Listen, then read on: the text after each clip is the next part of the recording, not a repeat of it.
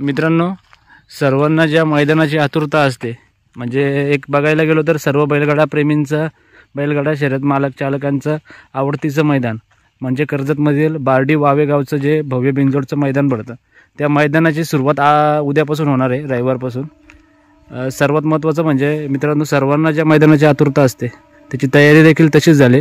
उद्या पहिलंच मैदान बार्डी वावे कमिटीमार्फत जे पहिलंच मैदान होणार आहे आणि या मैदानाची पूर्ण तयारी आहे।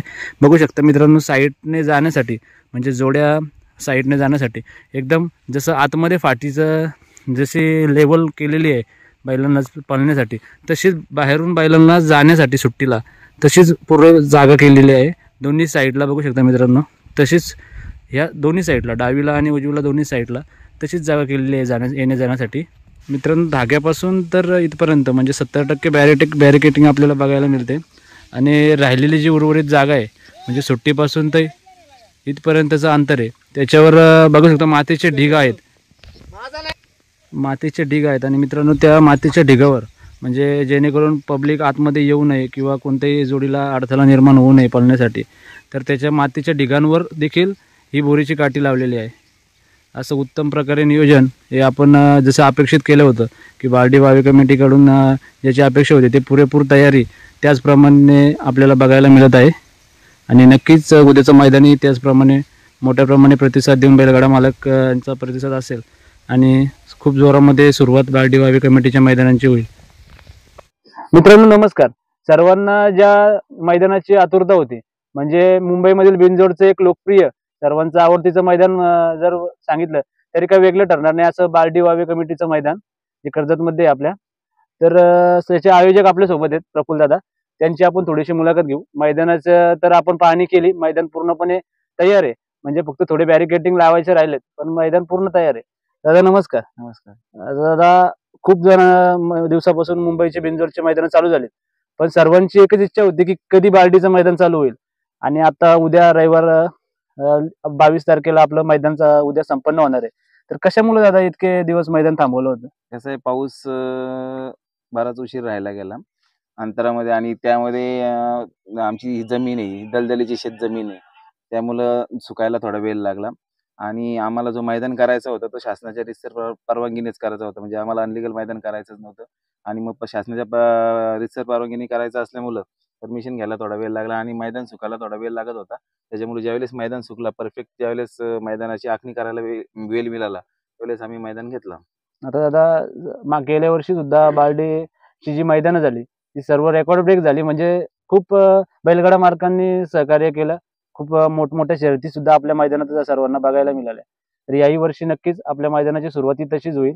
तर आता परमिशनचं जे तुम्ही बोलले, तर परमिशनचं लेटर वगैरे आपल्याला मिळालं? परमिशन आणले ना, परमिशन आजच आम्ही सकाळी मी सरदार आणि मी जाऊन परमिशन घेऊन आलो। परमिशनच्या शासनाच्या रीतसर परमिशननेच आमचं मैदान होईल आणि आमचा हेतूच हा होता का शासनाच्या रीतसर परवानगीनेच जेवढी जास्तीत जास्त मैदान आम्हाला परवानगीने करता येतील त्या रीतसर परवानगीनेच आम्ही मैदान करू। कारण याच्यामध्ये कसं आहे, रीतसर परवानगी असेल तर आपल्याला कुठल्याही मैदानामध्ये गालबोट लागण्याचं काही हे होत नाही, तयार होत नाही। त्याच्यामुळं रीतसर परवानगी असेल ना, प्रत्येक अजूनही कोणते मैदान आयोजक असतील त्यांनी सुद्धा शासनाच्या रीतसर परवानगीने असेल तर कुठल्याही प्रकारचा डोक्याला त्रास होत नाही आणि मैदान व्यवस्थित होतात। तर बरोबर आहे दादा, एक आयोजक म्हणून तुम्ही सर्व आयोजकांना हेच सांगाल की जेणेकरून रीतसर परवानगीची मैदानं घ्या, म्हणजे मैदानात कोणत्याही प्रकारचा अडथळा येणार नाही, अपघात वगैरे झाला तरी त्याच्यामध्ये शासनाची तितकीच मदत होईल। आणि दादा, ते सर्वात महत्त्वाचं म्हणजे आता ग्राउंडची पाहणी केली, गेल्या वर्षीपेक्षा यावर्षी थोडं ग्राउंड मोठं वाटतंय, तर कसं किती पल्ला आहे काय होतंय, मागच्या वर्षी ज्यावेळेस आम्ही सुरुवातीला पहिला मैदान केला तेव्हा शॉर्ट पल्ल्याचा मैदान होता। शेवटी कसं 2 गावांची कमिटी असल्या कारण सरदार शेठला तेव्हा अनुभव होता, मैदानांचा भरपूर अनुभव आहे आणि बऱ्याचशा कर्जत तालुक्यातल्या मैदानाने त्याचा हातभार असतोच। त्यामध्ये कसं होतं, पहिल्या मैदानाला त्यावेळेस आम्हाला वाटलं का थोडे गाडा मालकांची कंप्लेंट येत होती का बाबा हा शॉर्ट पल्ला आहे। त्यानंतर आम्ही परत थोडा पुढे वाढवला, त्यानंतर तरी पण मोठ्या मोठ्या गाडा मालकांना वाटतं का शॉर्ट पल्ला आहे, आता आम्ही परत थोडा पुढे वाढवला। त्यावेळेस झाल्या, म्हणजे गेल्या वर्षीचं नियोजन झालं, पण या वर्षी आमचा सुरुवातीपासून होतं का मैदान मोठा करायचं, म्हणजे 650 पावलांचं मैदान आहे। यामध्ये मोठ्या गाडा मालकांना म्हणजे असं काय वाटणार नाही का बाबा आपली गाडी पुढे बैल वाढतात त्याच्यामुळे गाडा जर मैदान शॉर्ट असल्यामुळे आपली गाडी पडते का होते। जेवढ्या जोशात असतील, ज्या जोशात पळणार असेल तेवढ्या जोशात त्यांना पळता येईल। 750 फुटाचा 750 पावलांचा आहे, 1300 फुटांचा मैदान आहे आपला आणि सगळा व्यवस्थित मैदान आहे. काय बॅरिकेटिंग वगैरे 50% आसपास बॅरिकेटिंग आहे. त्यानंतर तुम्ही बघितलं असेलच का बरोबर. बाबा जे मातीचे ढिगारे लावलेत ते किती मोठे मोठे ढिगारे लावलेत आणि प्रेक्षकांना आतमध्ये यायला नको. 100% प्रॉपर आमचं नियोजन परफेक्ट आहे. टोल नाक्याची व्यवस्था ज्यावेळेस आम्हाला असं वाटेल का बाबा सुट्टीला आमच्याकडे जास्त त्या सुट्टीला जास्त गर्दी झाली, त्यावेळेस आम्ही तिकडचे टोल नाक्यावरती प्रॉपर फक्त बैलगाडा मालकांनी संयम राखला पाहिजे बरोबर. आणि आम्हाला सहकार्य केलं पाहिजे. बैलगाडा मालकांनी जर संयम नाही राखला तर शेवटी कुठलाही मैदान आयोजक असतो 100% एफर्ट देण्याचा प्रयत्न करत असतो. पण जर बैल मालक गाडा मालकांनी सहकार्य केलं तरच तो त्याचा नियोजन बरोबर व्यवस्थित आहे. करू शकतो. जर बैल गाडा मालकांनी नियोजन नाही तर कोण किती मोठा आयोजक असू दे त्याचं नियोजन बिघडल्याशिवाय राहणारच नाही. म्हणजे जेणेकरून जसं 50% जे ग्राउंड लेवलचं काम आहे ते कमिटी करणार आहे. पण 50% हे स्वतः बैलगाडा मालकांच्या हातात आहे, की 100% कसं सहकार्य कमिटीला करावं. आणि त्यात एक नवीन कल्पना अशी दिसली, की मातीच्या ढिगावर सुद्धा म्हणजे बोरीची काठी लावलेली गेली आहे. काय होतंय ज्यावेळेस सट्टेवाले असतात. आता आम्ही आता 2-4 मैदाना कर्जत तालुक्यामध्ये आम्ही सहकार्य करत असतो. म्हणजे कुंडलच असेल किंवा अंजप असेल किंवा आता भविष्यात येणारा कडावचं मैदान असेल. बरोबर, आम्हाला अंदाज येतोय का बाबा काहीतरी नवीन तयार झाला पाहिजे. बरोबर, आता जे सट्टेवाले येतात ते इकडून तिकडं, तिकडून तिकडं, तिकडून तिकडं. आता तुम्ही सुद्धा बैलगाडा मालक आहेत. तुम्हालाही माहिती आहे का सट्टेवाल्यांचा त्या बैलगाडा मालकांना किती मोठ्या प्रमाणात बरोबर आहे. त्रास होतो. जे बैलगाडा मालक जी गाडी जिंकणारी असते ती गाडी पडते. त्यावेळेस बैलगाडा मालक कुठेतरी नाराज होता. मग संध्याकाळची परत आपल्या मुंबई सेवाभावी संस्थेला परत चर्चा होती का नियोजन बरोबर नव्हतं, हे नव्हतं. मग अशा वेळेस आम्ही असं ठरवलंय का बरोबर. बाबा जो सट्टेवाला आहे त्यांनी आतमध्ये यायलाच नको. त्या हिशोबात आम्ही त्या मातीच्या ढिगाऱ्यांच्यावरती बोरीची काठी लावून व्यवस्थित एकदम नियोजन केलेलं आहे. म्हणजे जर बघायला गेलो तर दादांनी बरेचसे मैदानांचा एक अभ्यास करून हा मैदान घडवलाय. त्याच्यामुळं कुठली चूक मला तर वाटत नाही, की मैदानामध्ये किंवा ग्राउंडमध्ये बनवण्यात कुठली चूक राहिली. जे झालंय ते सर्व जास्तच झालंय. म्हणजे जे काही मातीचे ढिगारे आहेत त्यांची पण जर उंची बघितली तर अपेक्षेच्या पेक्षा जास्तच आहे. त्याच्यामुळं नक्कीच मित्रांनो सर्वात आवडीचं मैदान का आहे बालडी वावे कमिटीचं ते उद्या सर्वांना नक्कीच कळेल. आणि दादा दुसऱ्या काही नियम अटी काय असणार आहेत आपल्या शर्यतीच्या नाही, संदर्भात टायमिंग वगैरे? शासनाच्या रीतसर परवानगीनेच होतील. आम्ही 150 पर्यंत गाड्यांची नोंद करू. कारण दिवस छोटा आहे. दिवस छोटा असल्या कारणानं गाड्या का होत नाही. 6:15 अंधार पडतो. अंधारात शेवटी गाड्यांचं बैलांचं नुकसान व्हायला नको किंवा बैलगाडा मालकांचं नुकसान. बरोबर. या हिशोबात आम्ही 150 पर्यंतच गाड्यांची नोंद होईल. फक्त गाडा मालकांनी लवकरात लवकर येऊन सहकार्य करावा. ज्या WhatsAppच्या गाड्या असतील त्यांनी लवकरात लवकर येऊन सहकार्य करावं. म्हणजे जेवढा त्यांचं सहकार्य लागेल तेवढा आपल्याला मैदानामध्ये मजा चांगली येईल. कारण आमचं नियोजनच असं आहे का बघा जेव्हा ठाणा रायगड कमिटी जेव्हा नियोजन करते किंवा ठाणा रायगड कमिटी जेव्हा मैदान आयोजकांना सांगते की बाबा मैदानाचं आयोजन व्यवस्थित झालं पाहिजे. बरोबर. त्या हिशोबाने आमच्यावरती आता सरदार शेठ नेहमी ठाणा रायगड कमिटीचे म्हणजे अध्यक्ष असतील, उपाध्यक्ष असतील किंवा अजून बाकीचे कमिटी मेंबर असतील त्याच्या संपर्कात असतात आणि त्यांच्या मार्गदर्शनाखालीच आम्ही मैदानांचं आखणी करत असतो. बरोबर. त्याच्यामुळे बैलगाडा मालकांनी पण कुठेतरी समजून घेतलं पाहिजे. कारण आमच्यावरती शेवटी ठाणा रायगड कमिटी जे आम्हाला जे सांगणार हे त्यांचं शेवटी अग्रस्थानी असेल आमच्यासाठी ते. बरोबर. आणि त्यांच्या सल्ल्यानुसार किंवा त्यांच्या मार्गदर्शनानुसार आम्ही मैदानांचा आखणी आयोजन करत बरोबर. असतो. असं आहे. आता दादा जसं तुम्ही म्हणाले, की WhatsAppच्या गाड्या लवकर होण्यासाठी गरजेच्या आहेत. तर त्यांच्यासाठी काय तुम्ही टायमिंग वगैरे ठेवलाय, की यापर्यंतच WhatsAppच्या गाड्या होऊन गेल्या पाहिजेत? कसं कसं आहे बैलगाडा मालक शेवटी प्रत्येक आयोजकांचा आणि बैलगाडा मालकांचा संबंध चांगले चांगले असतात. असतात. बरोबर. कोण कुणाला म्हणजे आता कसा कुणाला आपण नाही बोलू शकतच नाही. आता त्या दिवशी बरोबर. पण आम्ही कुंडलच्या मैदानामध्ये आम्ही स्वतः होतो. तिथे आम्ही हातभार लावण्यासाठी आम्ही स्वतः होतो.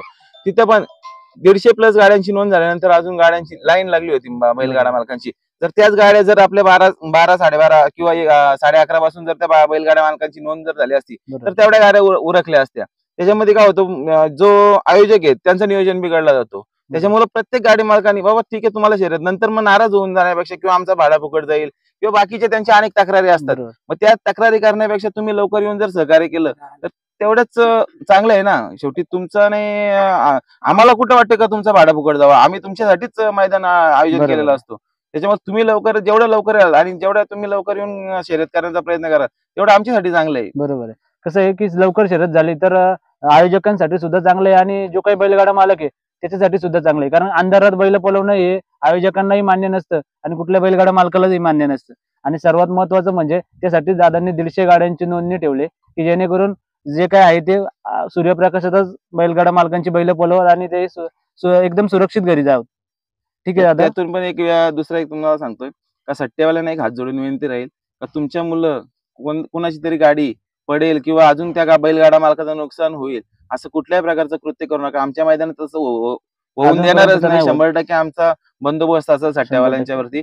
मग त्यासाठी बाकी मग कुठला पण थराला जायला लागले तरी चालेल, पण सट्ट्यावाल्यांसाठी एक नम्र विनंती राहील का तुम्ही तुमच्या पद्धतीने तुम्हाला काय पण ते पाठीच्या बाहेर करा. बरोबर. तुमच्यामुळे एखाद्या बैलगाडा मालकाचं नुकसान होईल किंवा बैलाचं नुकसान होईल असं कुठल्याही प्रकारचं कृत्य करू नका. आम्ही आमचं योगदान देण्याचा प्रयत्न करू. 100% मैदान चांगले होण्यासाठी आमचा प्रयत्न राहील, आमच्या पूर्ण कमिटीचा प्रयत्न राहील.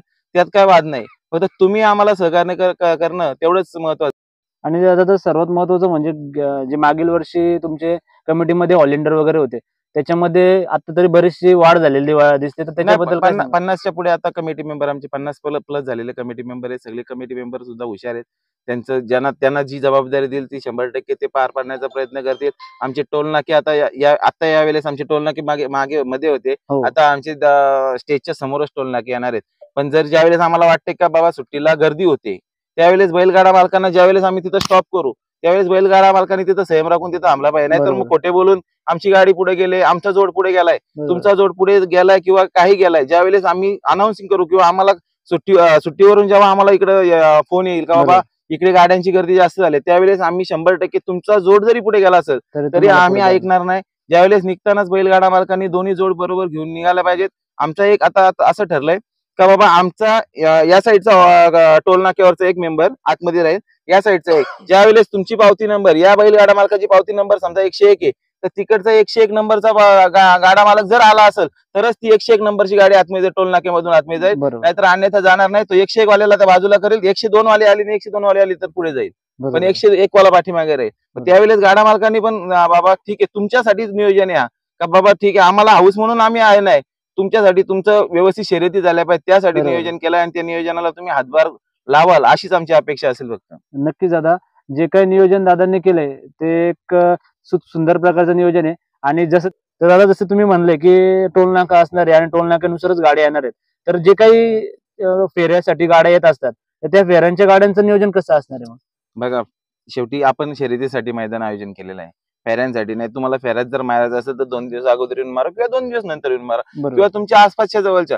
तुमची गाडी जमली नाही, शेवटी त्याला आम्ही कारणीभूत नसणार आहे. बरोबर. जर गाडी जमली ना, जर तुमची नाव नोंदणी बंद केली, जर कमिटीच्या वरिष्ठ कमिटीनुसार नियमानुसार आम्ही नाव नोंदणी बंद केली किंवा आम्हाला वाटला का आता ठीक आहे 150 प्लस गाड्यांची नोंद झाली ना आम्ही त्यावेळेस नाव नोंदणी केली, तर कुठल्याही गाडा मालकाला राग येण्याची गरज नाही. बरोबर. कारण तुम्हाला आम्ही आमचा मैदान आमची जी नाव नोंदणी आहे ती 11 वाजल्यापासून चालू राहील आणि 12 पर्यंत 11 ते म्हणजे सकाळपासून. आता आम्ही तर टायमिंग 9चा टाकलाय, पण 12 वाजेपर्यंत ज्यांची गाड्यांची पळून येतील गाड्या, मग नाही तर मग काही व्हॉट्सअपवाल्या गाड्या 11 वाजता नोंदवतील ना मग 12 नंतर पळवतील, तसं नाही. 12च्या आतमध्ये आमच्या टायमिंग नुसार आम्ही गाड्याला मध्ये बघून 12च्या आतमध्ये जी गाडी पळून येईल त्या गाडीचं कटिंग कुठल्याही प्रकारची होणार नाही. त्या गाड्यांसाठी मुभा देण्यात येईल याची सर्व गाडा मालकांनी नोंद घ्यावी. आणि फेऱ्यावाल्यांनी फेरा मारवू नये. आमचं टोल नाक्यावरचे मेंबर तुमची टोकन पावती चेक केल्याशिवाय कुठल्याही प्रकारचा गाडा मालक, मग जवळचा असो किंवा लांबचा असो, त्याला आतमध्ये जाऊन देणार नाही. बरोबर. मग गाडा मालकांनी त्यांच्याशी हुज्जत घालून बाकीच्या सगळ्या गोष्टी करण्यात काय अर्थ नाहीये. कारण फेरा मारून आम्ही देणार नाही. फेऱ्यांमुळे गाड्यांचं भरपूर नुकसान होतं. मधून फेरे मारतात आणि त्याच्यामुळे मागच्या गाड्या ज्या लागलेल्या गाड्या असतात त्या सुटायच्या अगोदर फेरा जातो. फेऱ्यामुळे ते परत बैल इकडे तिकडे हे करतात. परत मग एक गाडी जी 2 मिनिटात 1 मिनिटात सुटायची असते तिला 5-10 मिनिटं जातात आणि त्याच्यामुळे टाइम वाढतो. त्याच्यामुळे फेऱ्यावाल्यांना विनंती राहील का तुम्हाला जर मारायचं असेल तर तुम्ही 2 दिवसांनी मारा किंवा दुसऱ्या दिवशी मारा, पण तुम्ही मैदानामध्ये फेऱ्या मारण्याचा प्रयत्न करू नका. आमचे एक टोल नाक्यावरचे मेंबर आणि टोल नाक्यावरती पण 5-5 मेंबर 5-5 6-6 मेंबर राहतील, का बाबा एकटा राहील अशातला भाग नाही. आमचं नियोजन यावेळेसचा स्ट्रिक्ट आणि सरळ राहणार आहे. बरोबर. त्याच्यामुळं गाडा मालकांनी सहकार्य करावा हीच आमची अपेक्षा राहील. आणि दुसरी एक गोष्ट, आता आमचं एक प्लॅनिंग आहे, म्हणजे भविष्यातलं प्लॅनिंग. यावेळेस आमचं जमल न जमल आम्ही ठाणा रायगड वरिष्ठांशी चर्चा करून का बाबा बिनजोडसाठीच आम्हाला VIP एंट्रीसाठी जर करता आलं, बरोबर, का बा जे बिनजोड राहतील त्यांच्या गाड्या लगेच झाल्या, म्हणजे बिनजोडची जेव्हा नाव नोंदणी होईल त्यावेळेस लगेच जर VIP एंट्री देऊन त्या गाड्या जर पळून गेल्या तर पब्लिक पण कमी राहील, गर्दी सुद्धा कमी होऊन जाईल. त्यामुळे त्यांच्या VIP एंट्रीसाठी आम्ही आता सरदार शेट्टी वरच्या कमिटीशी चर्चा करतील आणि जर त्यांची मान्यता असेल तर पुढच्या मैदानात आम्ही VIP एंट्री बिनजोडसाठी फक्त, मग तो बिनजोड किती चावणार असते, 11,000चा असू दे, 21,000, 15,000 असू दे, जी नाव नोंदणी बिनजोडची नाव नोंदणी त्याला जोड होईल त्या बिनजोड गाडीसाठी आमची VIP एंट्रीची आमची आखणी चालू आहे. वरिष्ठ कमिटीशी बोलून जर ते बोलले का बाबा तुम्हाला जर होत असेल हँडल आणि तुम्ही करा तर आमचा प्रयत्न राहील. नक्कीच दादा, कल्पना खूप सुंदर आहे. त्याच्यामुळे एक सुटसुटीतपणा येईल आणि ज्या छोट्या मोठ्या गाड्या आहेत त्यांचं असं वाटायला नको की बिनजोडसाठी खूप पब्लिक असते आणि त्या पब्लिकमुळे छोट्या गाड्यांचं नुकसान नको, मोठ्या त्यामध्ये पण नुकसान नको. छोट्या गाड्या मालकांनी पण समजून घ्यायला पाहिजे का बाबा या मोठ्या गाड्यांना तुम्ही सूट का दिली, नाही तर मग ते बोलणार का मोठ्या गाड्या मालकांना तुम्ही सूट दिली, मग बरोबर आहे. आमच्यावर कुठल्या प्रकारचा अन्याय होतोय का, असं न बोलता. कारण कसं आहे, बिनजोडच्या ज्या गाड्या असतात त्या बिनजोडच्या गाड्यांमागे पब्लिक भरपूर असते, ती पब्लिक कुठेतरी कमी होण्याचा व्हावा. प्रयत्न होईल आणि आणि मग सुट्टीचं तो कमी नियोजन करण्याचा सुरू. प्रयत्न आमचा राहील. जर वरिष्ठ कमिटीने किंवा बाकीच्या सगळ्यांनी जर असं ठरवलं बाबा ठीक आहे तुम्ही जर नियोजन कराल तर योग्य असेल, तर आम्ही पुढच्या मैदानात प्रयत्न करू. नक्कीच दादा प्रयत्न करा आणि नक्कीच ही जर कल्पना आहे दादांची जर ती अंमलात आणली तर एक वेगळं सुटसुटीतपणा बैलगाडा क्षेत्रात दिसेल आणि ज्या काही छोट्या मोठ्या तक्रारी असतात त्या तक्रारी दूर होतील. तर दादा तुम्हाला आम्ही उद्याच्या मैदानासाठी अशा शुभेच्छा देतो. जसं दरवर्षीप्रमाणे बार्डीच्या मैदानाची ओपनिंग असते तशीच ओपनिंग आपल्याला उद्याही बघायला मिळेल. प्रेक्षकांनाही विनंती असेल की लवकरात लवकर येऊन जर 12च्या आत तुम्ही गाडी केली मग त्या कितीही गाड्या होत्या दादांनी जसं सांगितलं 12च्या आत ज्या गाड्या होतील त्यांच्यासाठी झिरो कटिंग असणार आहे, त्यांना टीम उभा आहे. तर सगळ्या बैलगाडा मालकांनी, छोट्या मोठ्या बैलगाडा मालकांनी शक्यतो व्हॉट्सअपवाल्यांसाठी तर सर्वात सुवर्ण संधी आहे की त्यांनी लवकरात लवकर येऊन गाडी करण्याचा प्रयत्न करावा.